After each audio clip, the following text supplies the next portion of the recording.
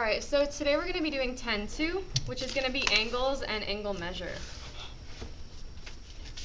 So we're talking about standard position of an angle. So to preface this, if we look at this picture right here, as you can see, it's a coordinate plane, right? Coordinate plane that you're used to seeing. And in that coordinate plane is a circle, okay? So the coordinate plane is divided up into four, what do we call these? Anybody know? Starts with a Q. Quadrants, the four quadrants, right? 1, 2, 3, and 4. And basically what we're going to be doing is kind of like a clock, okay? We have what we call the initial side. The initial side always starts right here on the positive side of the x-axis. And then we have a terminal side. So we're starting with a vector or a ray, and we're opening it up, okay? And you can open it up all the way around. And how many degrees are in a circle? So if you open it all the way? 360. So we're doing variations of that, okay? So standard position, an angle is in standard position if its vertex is at the origin, and its initial side points along the positive x-axis, okay? So this is standard position. A positive angle rotation, the terminal side is rotated counterclockwise from the initial. So if you're not sure about a clock, okay, we have one here. This is a clock. So we're here.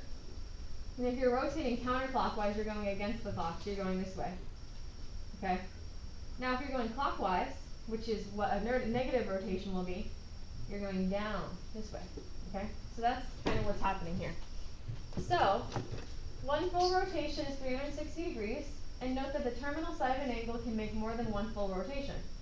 The angle on the left shows one full rotation of 360 plus a 120 degree rotation, which forms a 480 degree angle. So basically from here, we started here, we went all the way around, and then we kept going another 180 degrees. So that would be how you do a 480 degree angle rotation. So you can think of it as you're literally spinning. If I spin around all the way, I do a 380 degree rotation, and then if I keep moving, I rotate, another 90 degrees or so, totaling 450 degree rotation. So just to keep in mind, that's kind of what they mean by that. So the angle that's formed between the axis and the terminal side is what we call our reference angles, which we'll be talking about how to find shortly. So draw an angle with the given measure in standard position. So I'm going to zoom in here so we can find it. So I'm looking at example 1. We're going to find some angle measures. So if your angle is positive, you can think about it this way. You're starting here. This is at 0 degrees. If you go up to here, you've rotated how many degrees? 90. If you go all the way over here, you've rotated. Good. And over here, you've rotated 270, right? It's the 180 plus 90. And if you go all the way back around, you've done a 360, right? Back to your initial position. So you're starting here, and you're going to rotate 75 degrees, and we're going counterclockwise because it's positive. So counterclockwise. Up. But are we going to go all the way to 90? No, because we're at 75. So you draw your arrow like this. We're stopping here. Now, how you draw the actual angle is from the vertex, you're going to go out like this. Put an arrow on that. This is your 75 degree rotation. And that's the angle you formed, 75 degree angle with the x-axis. So is everybody good with example A, what we did there? Okay. So this one's negative, right? So technically speaking, we're going to start here, but now we're going to be moving clockwise this way, all right? So we're going to go negative 160 degrees. So we're going to go negative 90, right? Am I going to go all the way up to negative 180? No, I'm going to stop somewhere before I reach that, right? Right about here, maybe. Okay, I went negative 160. So we start in our vertex, and we go out. And we draw our angle. So this angle that I just created here in the blue is negative 160 degrees.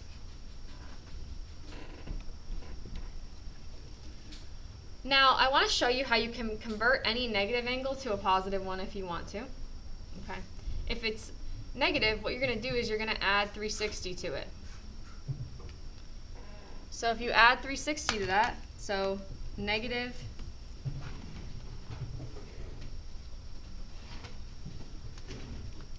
160 plus 360, that's 200 degrees, okay? So this comes out to be 200 degrees. So let's say we did a rotation of 200 degrees.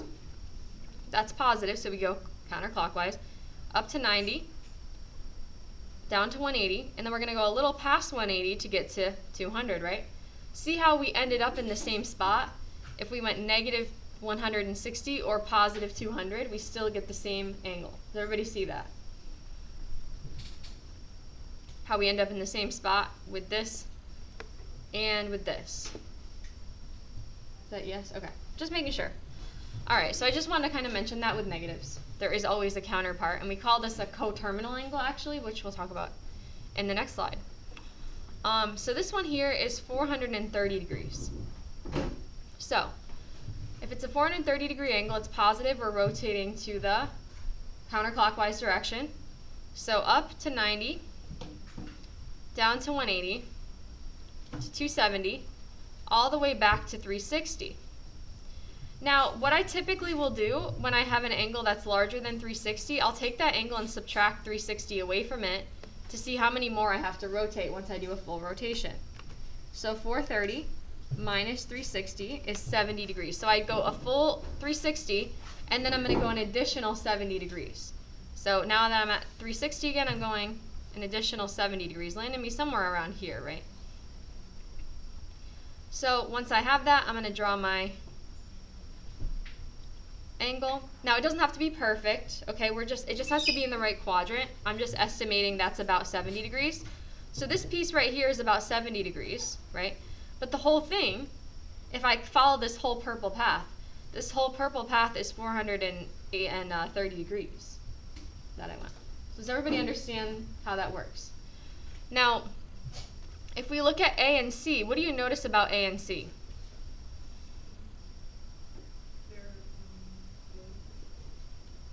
They're almost in the exact same position, pretty much. I mean, not exact, but they're pretty much in the same position because we rotated all the way around on that one. So just keep that in mind. All right, let's look at this one here. So the radian and degree relationship. So angles can sometimes be represented in another unit called a radian. So you know how we can convert like inches to centimeters, volume to, you know, like in liters could be to gallons and whatnot. It's kind of like another unit for a degree. And this is how a radian is created. So the angle made when the radius is wrapped around a circle. So every circle has a radius. Everybody knows what a radius is. It's half the length of the diameter.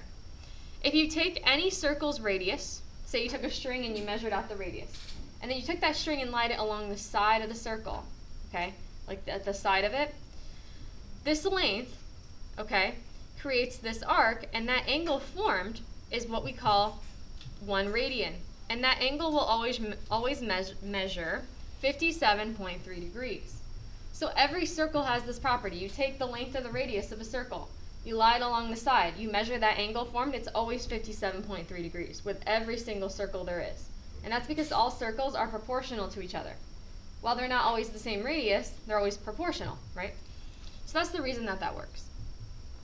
So oftentimes radians are deal with in terms of pi. So we leave our radians in terms of pi. So a radian is the angle of an arc created by wrapping the radius of the circle around its circumference. Circumference is the edge of the circle, the area around the edge.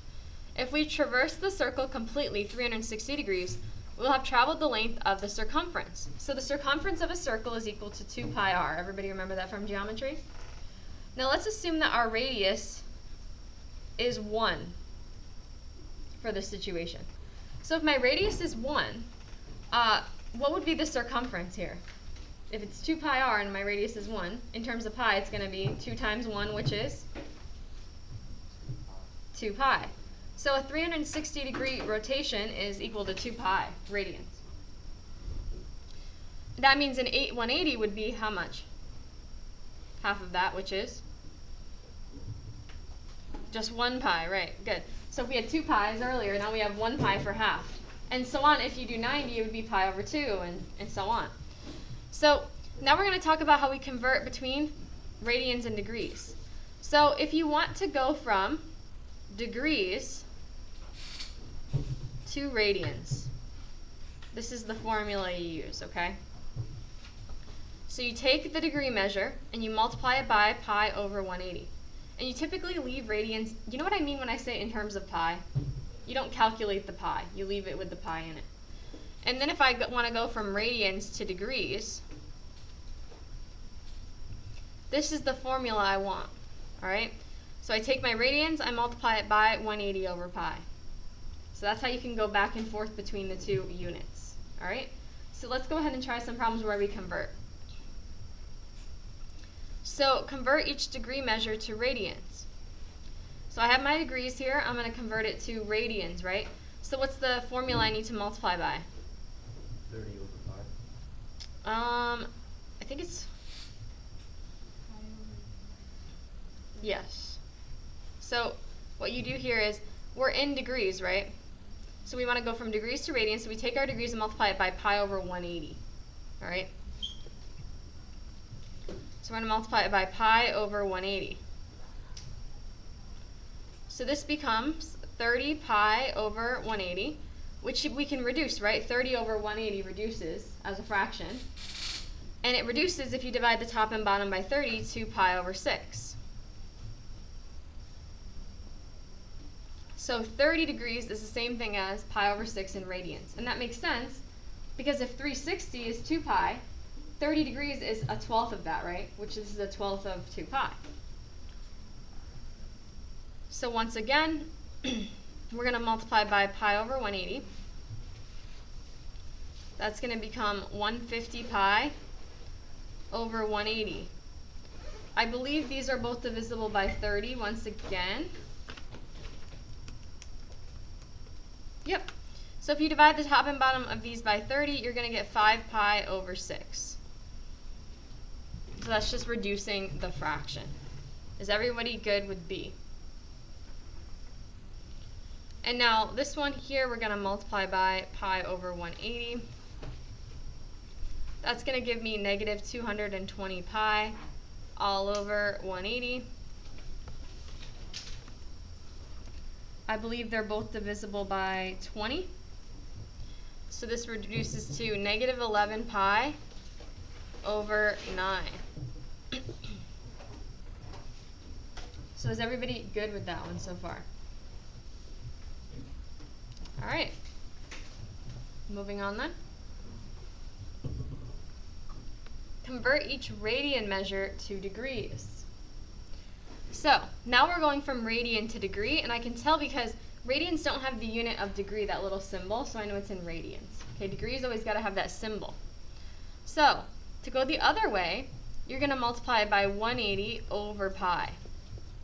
Other way around. You do the math, I multiply across, so 4 times 180. That's 720 pi over 3 pi. Now what's going to happen to these pi's? Cancel out. That's going to leave me with 720 divided by 3, which is 240 degrees. Don't forget to put your degree symbol there. Now the next one, we're going to do the same procedure. We're going to multiply by 180 over pi. Now for the sake of simplicity, I'm going to be dealing with my negative, bringing it up to the numerator, okay? So that's going to be negative 5 times 180, which is negative 900 pi over 36 pi. My pi's cancel, and I'm left with negative 25 degrees.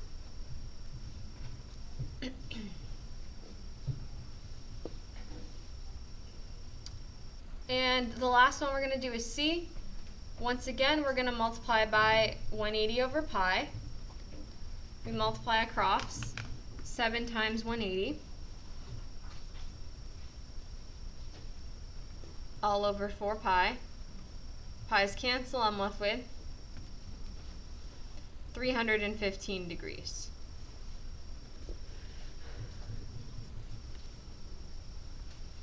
So how does everyone feel about converting from degrees to radians, radians to degrees? Comfortable? Okay. this is something that's very vital to this topic that you're going to be doing very frequently. So just be aware that it comes up a lot. Now moving on, we're going to talk about coterminal angles. So coterminal mean any two angles drawn in standard position that share a terminal side. Coterminal angles can be found by adding or subtracting multiples of 360 or 2 pi. So coterminal angles are angles that land in the same spot. So for example, if we're at 0 degrees, that's coterminal to 360, right? So basically, coterminal angles occur, like I could be in a circle and I could go around that circle 5 times, and that would be 360 times 5, right? And that would give me 1800 degrees. But I would be in the same exact spot as somebody who was at 0 degrees, right? Starting in the same position. So basically, you're going to be adding and subtracting multiples or values of 360 to get back to coterminal angles. So they'll sometimes ask you to find one positive and one negative version of each coterminal angle. So I want to mention here, just for clarity, that there are infinitely many positive and negative coterminal angles for any given angle. So I'm only asking you for one example. There are infinitely many choices. The easiest way to find a positive one is to take your number and add 360 to it. And that will usually give you a positive one. Sometimes you have to add it twice if necessary. So you add 360 until you get to a positive number. In this case, we get 470 or 425. So you add 360 until you get to a positive number. Now, anybody have a suggestion on what they think we do to find a negative one? Subtract 360 until you get to a negative number.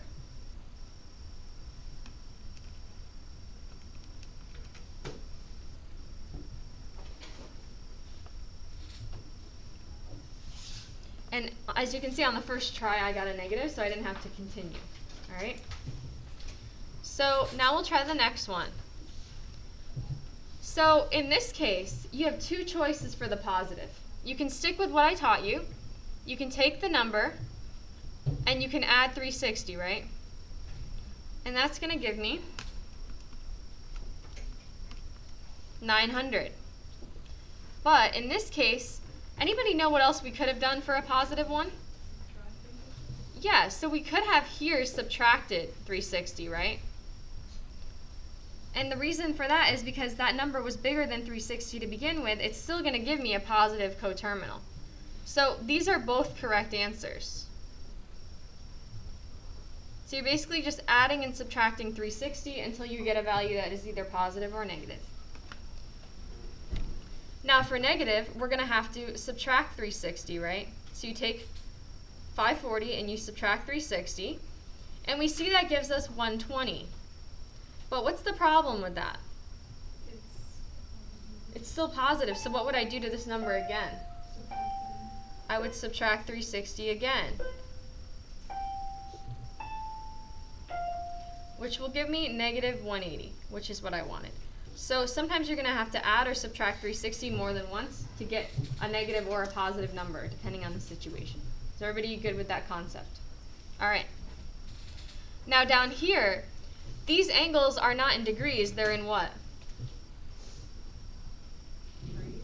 Radians.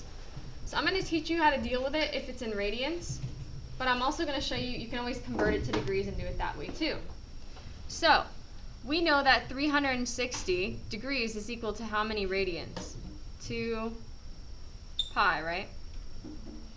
So basically, we're going to be adding and subtracting 2 pi instead of 360 because it's radian equivalent, right?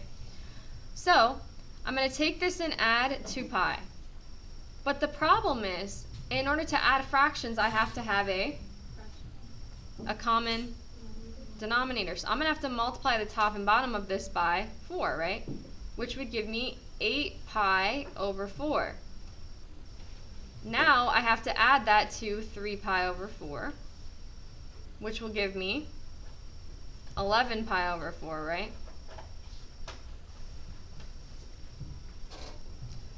So you have to find its common denominator. and then add it. Is everybody good with what I did there, the math that happened there? Alright, so once again, negative, we're going to have to take 3 pi over 4, and we're going to be subtracting 2 pi.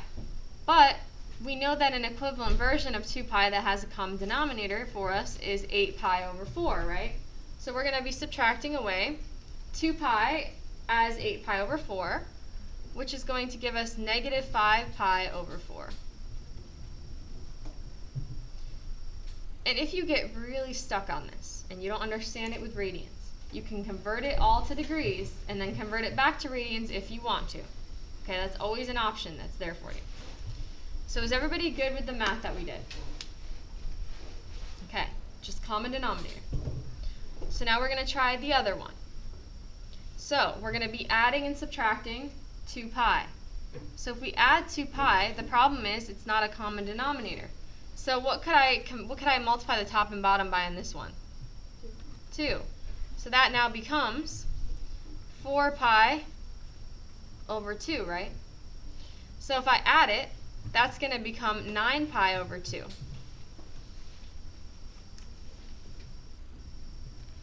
Now for the next one, I'm going to not add it, but I'm going to subtract it.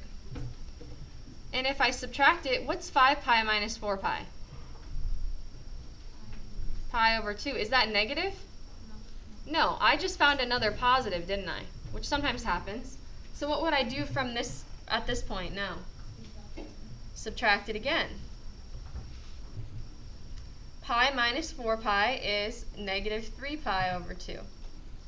So sometimes what's going to happen is in your journey of finding a negative or a positive, you're sometimes going to end up with an extra of that other one, okay? Just because sometimes you got to add or subtract it more than once. So does anybody have any questions about that so far? Is everybody good with that concept?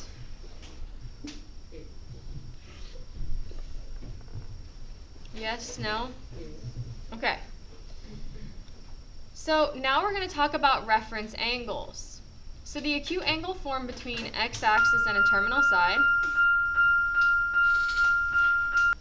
that's known as our reference angle.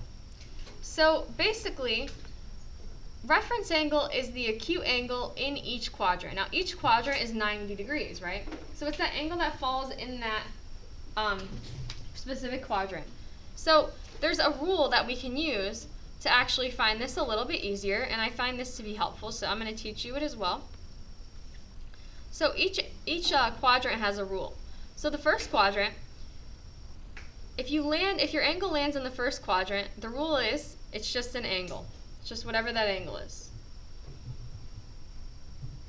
If you land in the second quadrant, the rule is you take 180, and this is if you're in degrees, by the way, 180 degrees, and you subtract away your angle measure, and that's your reference angle. Now here, if you land in the third quadrant, you're going to do your angle measure minus 180 degrees will give you your reference angle. And if you land in the fourth quadrant, you're going to do 360 degrees minus your reference angle. Minus your angle will give you your reference angle. All right? So we're going to talk about how this applies. So yeah, let's go ahead and do some calculations. So we're going to draw each angle, and then we're going to do the reference. So for this angle, it's positive, meaning I'm moving counterclockwise. So I'm starting here, 90, 180. 270 is over here, so I'm not going to quite go to 270. I'm going to go halfway. Now once you have that, you can draw in your terminal side.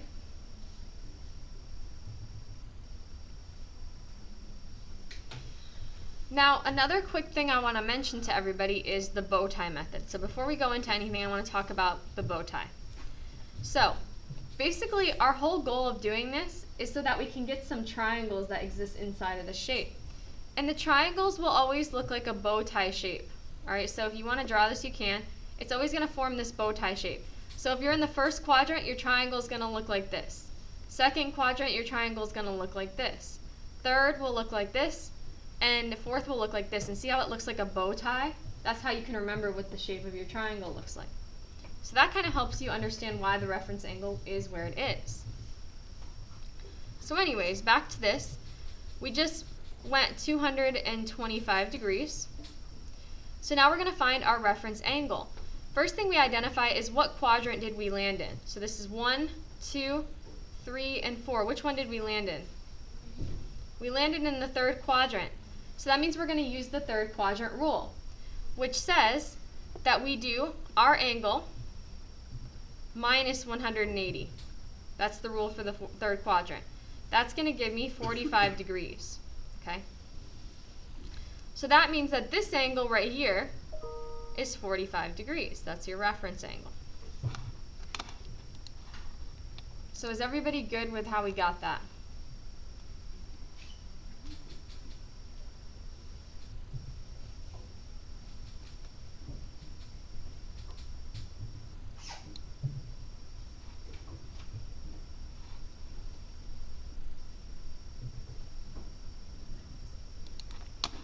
All right, next one. So on this one, we're going to have to move not counterclockwise, but clockwise. So we're going to start here. We're going to go 90, 180, 270, and 310 will be somewhere around here, right? So that's going to land me about here. I draw my terminal side. And this is negative 310 degrees. Now, you can't use negative angle measures to find a reference, so we have to make it positive. So to make it positive, you can always add 360 to it. That's going to give me what? Negative 310 plus 360? 50 degrees. Yep. All right, so from here, this angle right here is 50 degrees. We landed in what quadrant? First, second, third, or fourth? First. The rule for first is the angle is whatever it is. You don't have to do any math. If you land in the first quadrant, you don't have to do any math. Is everyone good with that one? Now we're going to move on to C and D. The easiest way to do these in radians is to convert them first to degrees. So we're going to multiply them by 180 over pi, which will get them into degrees. And this one actually becomes 120 degrees. Okay, so if you convert from radians to degrees, you get 120. Now that we have it in degrees, it's positive, meaning we're moving counterclockwise. We start here, 90. We don't want to go all the way to 180 because we're only going 120. It's about somewhere right here. You connect from the origin out. So this is a 120 degree rotation. Now we determine which quadrant we landed in, which is which one? 2. So the rule for 2 is you do 180 minus your angle, which gives me 60. So what that means is this angle right here is 60 degrees, okay? Which makes sense, it's a linear pair, if you remember geometry. So it's finding that angle that's going to help you form that triangle, okay? My pad's lagging, so hang on. Alright, so for the next one, let me try turning my tablet on and off, because it's kind of like it's not working. Alright, resuming. We're going to convert this first 2 degrees by multiplying it by 180 over pi.